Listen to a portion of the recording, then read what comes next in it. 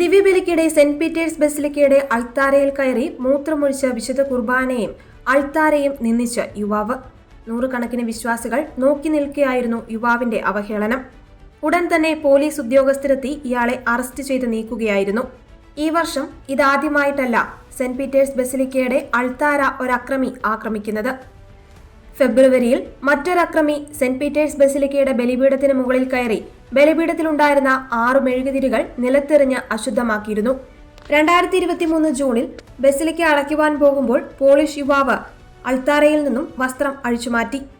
ഈ അപമാനകരമായ പ്രവർത്തികൾക്ക് ശേഷം വത്തിക്കാൻ പശ്ചാത്താപ ചടങ്ങ് നടത്തി. ക്രൈസ്തവ വിശ്വാസത്തെ അപമാനിക്കുവാനും നിന്ദിക്കുവാനും ലക്ഷ്യമിട്ട് മനഃപൂർവ്വം നടത്തിയ ഈ ആസൂത്രിത നീക്കത്തിനെതിരെ സഭയ്ക്കകത്തും പുറത്തും വലിയ രീതിയിലുള്ള പ്രതിഷേധ പ്രകടനങ്ങളാണ് ഇപ്പോൾ ഉയരുന്നത്.